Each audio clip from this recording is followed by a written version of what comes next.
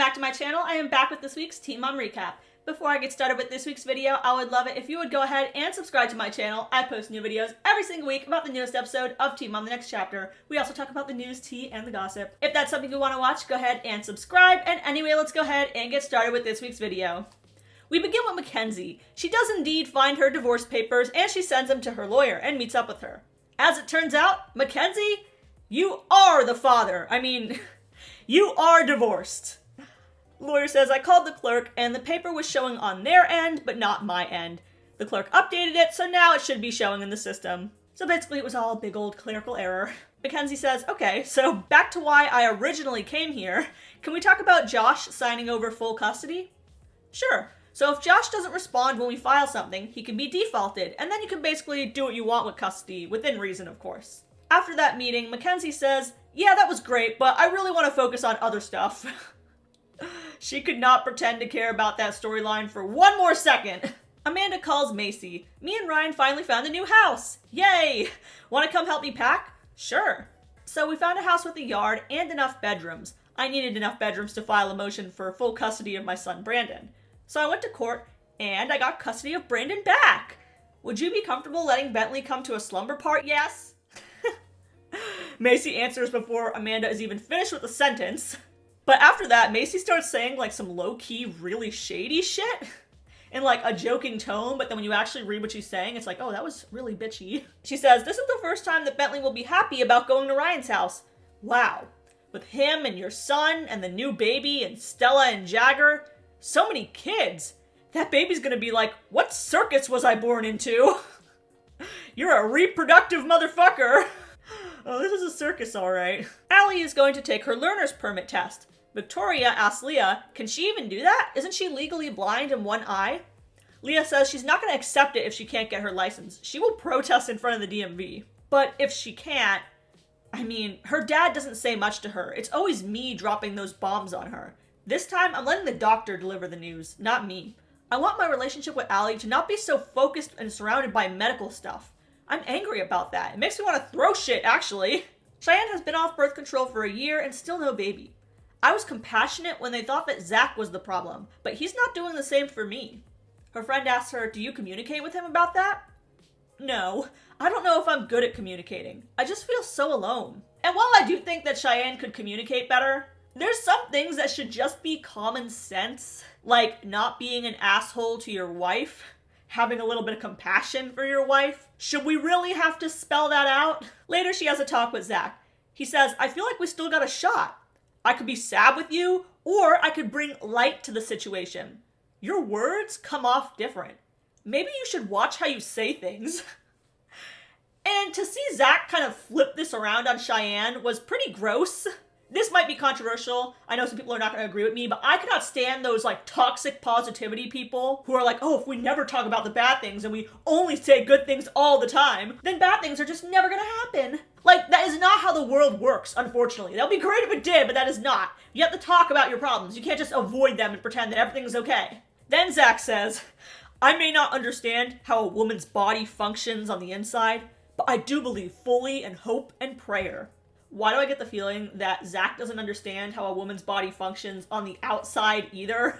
Maybe that's why Cheyenne's got that big old collection of 200 plus sex toys. Cheyenne says, you're telling me let's hope and pray? I've already been doing that for the past year. My body doesn't work how it's supposed to. And she starts crying. All Zach says is, hey, don't beat yourself up over it. He is so uncomforting. You don't know how it feels to keep taking pregnancy tests and ovulation strips over and over and over again, and it's always negative. And I'm kind of surprised that Zach and Cheyenne have not started IVF by this point, if it's been a year and they haven't successfully conceived naturally. They obviously have the money. Like, McKenzie did IVF and she's not nearly as well off as they are. And she's not even married yet. You know, Zach and Chey are married. They obviously want a kid. Like, it's kind of weird how they haven't done it. Like, maybe it's possible Cheyenne just really wants to do it naturally and she kind of has that psychological thing where she feels like her body's not working right and she just wants her body to do it. But I don't know. Next is Amber.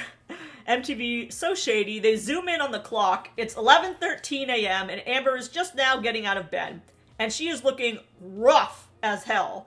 Like surrounded by a big old container of meds, big old dog crate taking up half the space on her bed. looking like she doesn't know what planet she currently resides on or who the president is. I was already in a dark space from the whole Gary thing, the cross-country escape drama. But Leah saying that she wants to be adopted just ruined everything for me. And then they show Amber's unhinged TikTok with the caption, Teen Mom Star crashing out. And she's just yelling, facts, facts. Get on here after all of these years of being on television and say facts. Facts. I was in bed for over 4 months.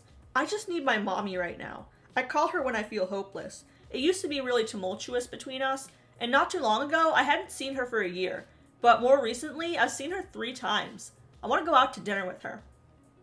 Alli goes out for her eye test at Dr. Teriyaki's, or however you're supposed to pronounce his name. He tells her, you don't have a healthy optic nerve, and that's not something that's going to change. Do you have any other health issues? And Alli says, no.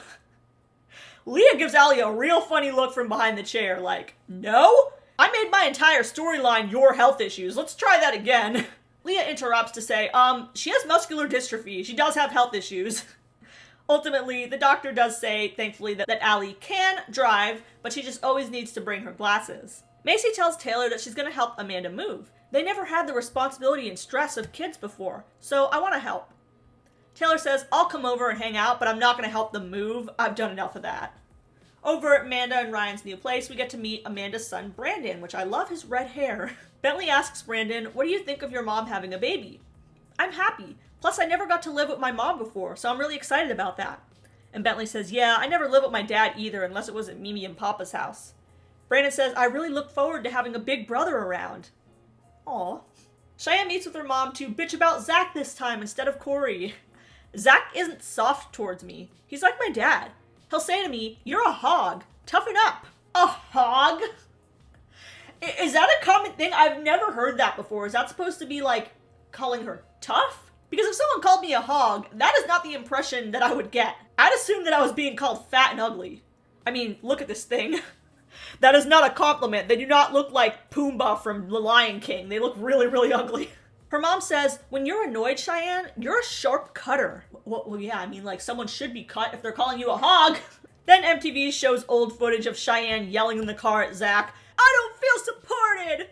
Like that insane crash out scene. Later, Cheyenne suggests to Zach that they go to coaching. He's like, what, is that therapy? No, it's coaching. We're in a routine, and I don't know if it's a good routine. We need to revive our marriage. He doesn't seem to think they need it, but he reluctantly agrees to go. Amber meets up with her mom. I really want you to come to one of my psychiatrist sessions with me. I have 4 major mental illnesses, and I want him to explain that to you. This has gone on too long, Amber. Gone on too long. There's no cure for my mental illnesses. Well, I don't even see you progressing. The truth being spoken by her own mom. Mom, does Leah ever call you? Well, just text, she'll text me. This did not soften the blow because Amber doesn't even get texts. She looks even more devastated by the fact that Leah is basically talking to everybody except her. McKenzie goes to get an ultrasound, and there it is revealed that she's having twins, and they both have a healthy heartbeat. She says having diabetes is high risk, and having twins is high risk. So I'm nervous, but mostly excited. Alli's doctor signs an approval form for her to get a driver's license. On the way home, they catch a guy in a neighboring car texting and driving. Leah says, what's that guy doing wrong, Alli? Texting and driving? Leah says, yup, I should open my window and say, you're not being a very good role model.